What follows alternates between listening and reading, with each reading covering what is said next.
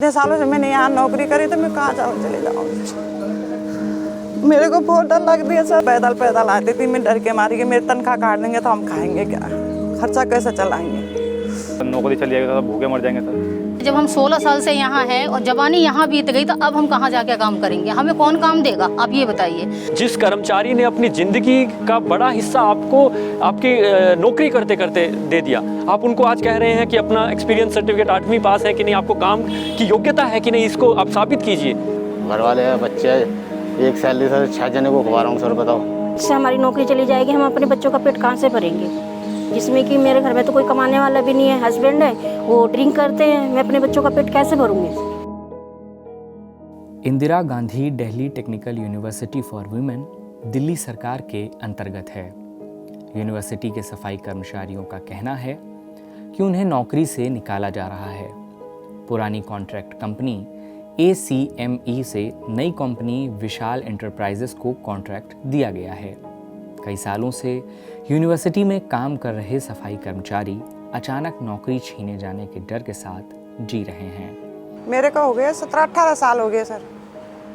ये बहुत टेंडर चले गए, बहुत आगे बहुत चले गए, मैं तब से कर रही हूँ यहाँ काम। मेरे घर में कोई भी वैसे कमाने वाला नहीं है, लड़का भी नहीं लगा है, घर वाला भी तबीयत खराब रहती है, एक मैं ही कमाती हूँ घर पे। तो ये जब मेरे को बोलते हैं निकालने के लिए, बोलते हैं तुझे निकाल देंगे तो बुढ़िया हो गई, तो मैं रोने लग जाती, फिर मैं कहाँ जाऊँ सर। इतने सालों से मैंने यहाँ नौकरी करी तो मैं कहाँ जाऊँ, चले जाऊँ। मेरे को बहुत डर लगती है सर, मेरे काम में बहुत करती हूँ सर मैं, मुझे डर लगती है मेरे को निकाल देंगे, मैं डर के मारी काम करती रहती हूँ। आप यहाँ कब से काम कर रहे हैं? मेरे को यहाँ पे 16 साल हो गए हैं काम करते हुए। अभी क्या समस्या आ रही है? अभी समस्या ये है कि पहले जो भी टेंडर आया है हमको यहाँ पे ड्यूटी पे रखा गया है, लेकिन अब जो नया टेंडर आया है उसमें ना तो हमारे को ड्यूटी पे रखा गया है और ना ही हमारे को बताया गया है कि यहाँ पर तुम्हारी ड्यूटी है। जैसे कि हमें पता चला तो कह रहे कि यहाँ पर पुरानी लेबर को नहीं रखा जाएगा और नई लेबर को रखा जाएगा। इससे हमारी नौकरी चली जाएगी, हम अपने बच्चों का पेट कहाँ से भरेंगे, जिसमें कि मेरे घर में तो कोई कमाने वाला भी नहीं है, हस्बैंड है वो ड्रिंक करते हैं, मैं अपने बच्चों का पेट कैसे भरूँगी। सर हम यूनिवर्सिटी में काम करते हैं इंदिरा गांधी कॉलेज के अंदर, तो हमें निकाल दिया गया है सर। हम जिस अफसर के पास गए थे, रजिस्ट्रार और VC के पास, उन्होंने हमें मना कर दिया कि हम ये लेबर नहीं रखेंगे, पुरानी नई लेबर के बारे में बातचीत चल रही है सर। घर वाले हैं, बच्चे हैं, एक सैलरी सर 6 जने को खवा रहा हूँ सर, बताओ। नहीं सुनने, नहीं मना कर रहे सर कि कागज़ इकट्ठे करो, ये लाओ वो लाओ, क्योंकि हमारे पास पूरे डॉक्यूमेंट्स है नहीं सर। कुछ तो कर लिए, कुछ है कुछ नहीं है सर। तो वो कह रहे हैं कि डॉक्यूमेंट इकट्ठे करो, और वो भी पक्का नहीं पता कि हम रहेंगे या नहीं रहेंगे सर। अभी ये है कि जो पहला टेंडर 1वीं का था, जब नया टेंडर आया था उस टाइम पे इन्होंने हमें भर्ती तो कर लिया था, वैसे भर्ती तो शुरू से कर ही लेते थे, लेकिन जो 1वीं का टेंडर 2014 में जिस टाइम आई थी उस टाइम इन्होंने हमें 5000 में भर्ती किया था, जिस टाइम सैलरी 7200 रुपये थी, दिल्ली गवर्नमेंट की स्केल 7200 थी, 5000 में भर्ती कर लिया था। उसके बाद में सब तो लग गए उस टाइम कि चलो कोई बात नहीं हम ड्यूटी कर रहे हैं, फिर सब ने लेबर कोर्ट में केस डाल दिया कि भाई हमें सैलरी कम मिल रही है। तो यहाँ के अफसरों को गुस्सा आ गया कि अपना हक मांग रहे हैं, ये हमारा पेट नहीं भर पा रहा है। इन्होंने इस वजह से हमसे मतलब ऐसे हो गए कि भाई ये लेबर बेकार है, ये लेबर को अकल आ रही है, तनख्वाह पूरी मांग रहे हैं, क्यों मांग रहे हैं ये। फिर उस टाइम तो इन्होंने थोड़ा 200 रुपये बढ़ा करके हमें शांत कर दिया। जब सैलरी हो गई 13,000 रुपये, उसके बाद ये हमें 9,000 8,000 देते थे। अभी आज से 3 साल पहले 9,000 8,000 देते थे। उस टाइम हम लोगों को भी पता लगा कि भाई सैलरी हमारी ज़्यादा हो गई है, तो सारी लेबरों ने कहा कि भाई ज़्यादा सैलरी है तो हम 8-9 में ड्यूटी क्यों करें, हमें तो पूरा पैसा मिलना चाहिए ना। तो उस समय फिर उन्होंने हमारी लेबर ने एकता बना करके और लेबर कोर्ट में बात करी जा करके कि भाई सर हमारा ये हक है, हम अगर मजदूरी करते हैं तो हम अपना पैसा क्यों छोड़ें, हम तो इनसे कोई ज़्यादा तो नहीं मांग रहे हैं ना, हम कह रहे हैं कि हमें गवर्नमेंट नौकरी है हमारी पूरी दे दीजिए, जो हमारी कॉन्ट्रैक्ट बेस की नौकरी है वो तो हमें कम से कम पूरी सैलरी दीजिए, जो हम अपने बच्चों को रोटी खिला सकते हैं। इतनी महंगाई में 8-10 हज़ार में क्या होता है। तो इनको ये दिखा कि भाई ये लेबर यहाँ पे हक मांगती है, तो इस वजह से इनको हम हटा देते हैं। तो पहले भी इन्होंने बहुत कोशिश करी, फिर हमारे लोगों को यूनियन वाले जो थे उन्होंने बहुत सपोर्ट करा, उनके दम पे ही हम 8 साल से यहाँ टिके पड़े हैं और हमें पूरी सैलरी मिलने लगी थी। जो अभी तक 6 साल से 1वीं का टेंडर चल रहा था, 2 साल तो इसमें मिली नहीं, उसके बाद में हमें पूरी सैलरी मिलने लगी। यूनियन वाले की वजह से, नहीं तो हमें पूरी सैलरी नहीं मिलती। अब इनको ये दिख रहा है कि जो नया कॉन्ट्रैक्टर आया है तो ये कह रहा है इनका जहाँ भी ठेका चल रहा है 10,000 11,000 सैलरी दे रहा है, जो विशाल इंटरप्राइज आया है। अब यहाँ पे इनको यही है कि भाई ये लेबर रहेगी तो हमसे पूरी सैलरी मांगेगी, इसको हम निकाल देंगे तो 8-10 हज़ार में कोई भी लेबर हम भर्ती कर लेंगे, ठीक है। जिनको 8,000 10,000 दे देंगे, हंस के काम कर लेंगे। सर एक बात बताइए, तो मैं कहाँ जाऊँ? कोई किसी की भी सरकारी नौकरी रहती, कुछ पेंशन आती, कुछ रहती तो मैं वो करती कि मेरा पेंशन आ रही है, कुछ खाएंगे कुछ करेंगे। आप बताओ, मैं अकेला कमाने वाली में यार मैं कहाँ जाऊँगी? जब निकाल देंगे तो कहाँ से मैं खर्चा चलाऊँ? फिर भी लॉकडाउन में मैं ड्यूटी आई थी, पैदल आई थी, मैं कहीं से पैदल आई, एक दिन गिर गई थी मैं वहाँ पे, यहाँ पे भी चोट आ गई। मैं वैसे पैदल आती थी, मैं डर के मारी कि मेरी तनख्वाह काट देंगे तो हम खाएंगे क्या, खर्चा कैसे चलाएंगे? घर में किसी की भी नौकरी रहती तो कोई चलो ऐसा होता है कि कोई एक की तो तनख्वाह आ रही है घर में, मेरा ऐसा भी नहीं है। लड़का कर रहा था एक दो साल कर रहा था, उसमें वो भी घर बैठा 2-3 साल से।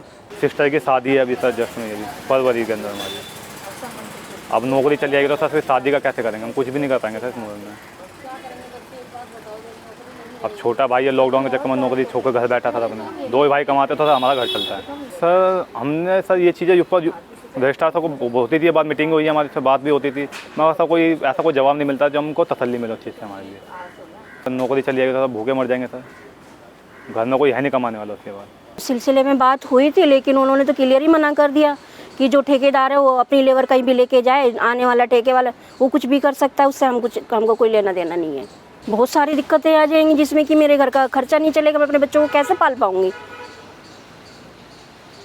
मैं ही अकेली करने वाली हूँ, मेरे घर में राशन नहीं है, झुग्गी में मैं रहती हूँ, किस तरीके से मैं अपने घर का खर्चा चला पाऊंगी? मैं तो भूखे मरने की नौबत आ जाएगी मेरे बच्चों की, तो मैं खुदकुशी कर लूँगी इस दौरान। कोई आश्वासन नहीं मिल रहा हमारे को, कुछ भी नहीं हो रहा हमारे लिए। और अभी तो ये भी कह रहे हैं कि 30 तारीख तक इनको 15 दिन की मोहलत दी गई है, डॉक्यूमेंट्स अपने बना लो और तब आपको ड्यूटी रख लेंगे। लेकिन पता चल रहा है कि 30 तारीख का लास्ट है इनका, फिर 6 तारीख को नई लेबर आ जाएगी, किसी को ड्यूटी नहीं रखा जाएगा पुरानी लेबर को। और हमारे से पैसा भी मांगा जा रहा है, 10-10 हज़ार रुपये पैसा मांगा जा रहा है यहाँ पर। हम जो नया ठेकेदार आ रहा है कि भर्ती कर लेंगे तुम्हारे को 10-10 हज़ार रुपये दे दीजिए आप। हम कहाँ से देंगे? हमारी सैलरी में से इतना पैसा बचता ही नहीं है कि हम 10 हज़ार रुपये बचा सके। हम तो अपने बच्चों का गुजारा ही उससे कर रहे हैं। मैं दिनेश हूँ और सफाई कामगार यूनियन का एक सदस्य हूँ। देखिए ये बात है 14 सितंबर की, जब वर्कर्स ने हमें फ़ोन किया और कहा कि हमें कल से हमारी एंट्री बंद कर दी जाएगी और हमें कहा जा रहा है कि नई कंपनी आ रही है, वो अपने कर्मचारी लेकर आएगी, यानी कि इनको निकाल दिया जाएगा। तो ये जब मामले को हमें पता चला तो हम यूनिवर्सिटी आए और यूनिवर्सिटी के प्रशासन से बात करनी चाहिए। तो जब हमने करने की कोशिश की तो उन्होंने मना किया और इसी में गुस्से में आकर वर्कर्स ने यूनियन के साथ मिलकर वीसी का घेराव किया। मामला ये है कि जो कर्मचारी इस यूनिवर्सिटी के लिए 17 साल, 18 साल, 15 साल, 14 साल या किसी ने भी 10 दिन भी यहाँ पे अपनी सेवा दी है और इस यूनिवर्सिटी के लिए दी है, यानी प्रिंसिपल एम्प्लॉयर यूनिवर्सिटी है और जब प्रिंसिपल एम्प्लॉयर यूनिवर्सिटी है और कर्मचारी उनके लिए काम कर रहे हैं, तो टेंडर कोई आए या कोई जाए, अगर 14 साल से वर्कर यहाँ काम करते रहे हैं तो नया टेंडर भी आए, तो मामला टेंडर आने जाने का नहीं है, मामला है कि यूनिवर्सिटी और कर्मचारी का है। ये जानबूझ के टेंडर के माध्यम से या टेंडर बदलने के माध्यम से जो करप्शन की प्रक्रिया है उसको बनाए रखना चाह रहे हैं, उसको प्रोसेस को बनाए रखना चाह रहे हैं। मैं आपको बता दूं एक उदाहरण से कि सितंबर माह में ये कर्मचारी जो पूरे कोविड काल के दौरान पैदल घर से आए, बिना मास्क, बिना सैनिटाइज़र इन्होंने काम किया और रास्ते में आते जाते उनकी पुलिस द्वारा पिटाई भी की गई। उन कर्मचारियों को सितंबर में प्रोटेस्ट करना पड़ा। क्यों? क्योंकि इन्हें वेतन नहीं दिया गया था और 3 महीने का इनका वेतन नहीं दिया गया था और इनको जो वेतन भी मिलता था वो जो न्यूनतम मजदूरी है दिल्ली सरकार की उस समय की लगभग 14,900 के आसपास थी, वो इनको नहीं मिलती थी, बल्कि किसी को 9,000 मिल रही है, किसी को 8,000 मिल रही है।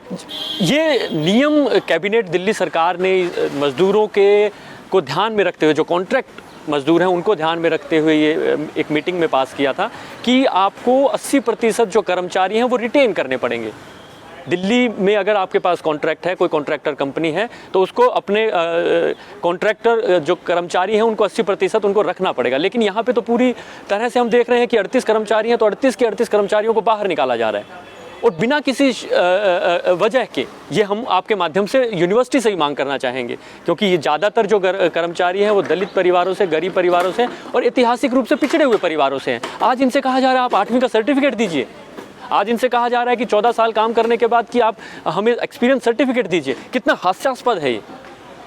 जिस कर्मचारी ने अपनी ज़िंदगी का बड़ा हिस्सा आपको आपकी नौकरी करते करते दे दिया, आप उनको आज कह रहे हैं कि अपना एक्सपीरियंस सर्टिफिकेट 8वीं पास है कि नहीं, आपको काम की योग्यता है कि नहीं, इसको आप साबित कीजिए। तो यानी कि जो शर्तें रखी गई हैं वो साफ दिखाती हैं कि आप नौकरी देने की नीयत में नहीं हैं। जब हम 16 साल से यहाँ हैं और जवानी यहाँ बीत गई तो अब हम कहाँ जाके काम करेंगे? हमें कौन काम देगा, आप ये बताइए। उसके बाद घर में सबकी नौकरी प्राइवेट है, दो बेटे हैं, मेरे हस्बैंड है मानेसर में करते थे, वहाँ की नौकरी छूट गई क्योंकि वो कंपनी बंद हो गई, चाइना की कंपनी थी, बंद हो चुकी है। दोनों बेटे मेरे लाल किला में करते थे, वो लाल किला बंद हो गया, वो छूट गए। माँ अकेली कमाती थी। उसी टाइम मेरे बच्चे भी बीमार पड़ गए। मैंने कम से कम 1 लाख रुपए तो ब्याज पे 10 रुपये सैकड़े का कर्जा लेकर के अपने बच्चों को इलाज कराई थी लॉकडाउन में और खाना खिलाई थी। ये बताइए, उसका मैं 10,000 का महीना तो इंटरेस्ट देना पड़ता है, जो रोज़ मेरे घर पर आते हैं कि हाँ हमारे कर्जा दे दो। हम उनको कर्जा देंगे, अपने बच्चों को रोटी खिलाएंगे? ये बताइए।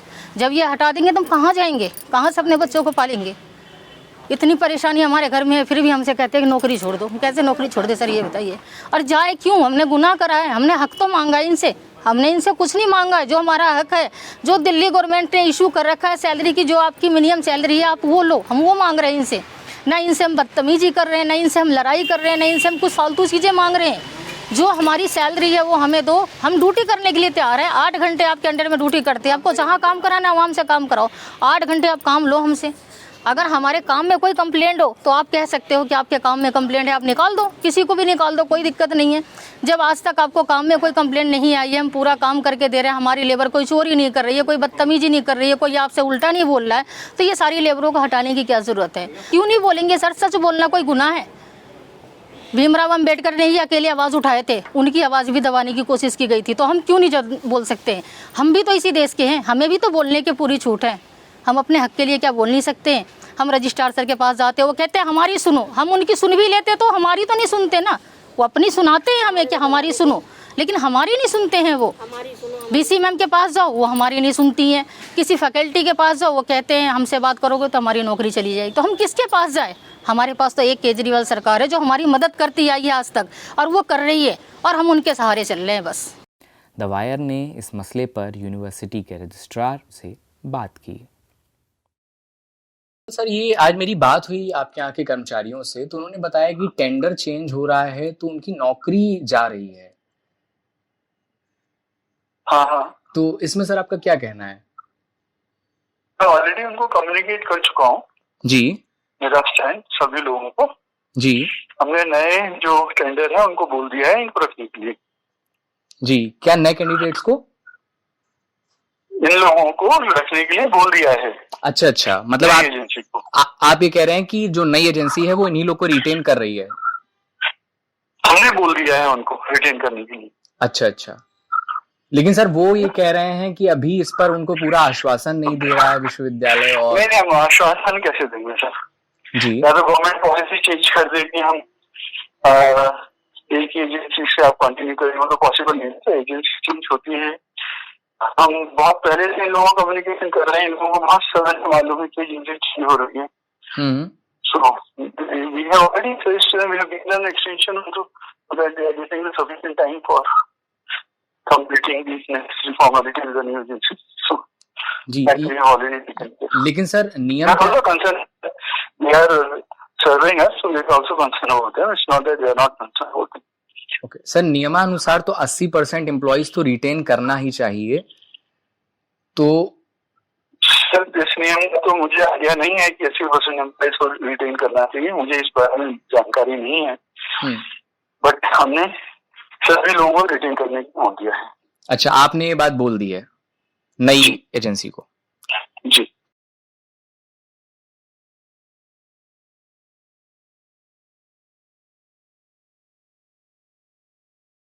द वायर के और वीडियोस देखने के लिए सब्सक्राइब करें और बेल आइकन पर क्लिक करें। स्वतंत्र पत्रकारिता की आर्थिक मदद करने के लिए डिस्क्रिप्शन में दिए गए लिंक पर जाएं और अपनी राशि चुनें।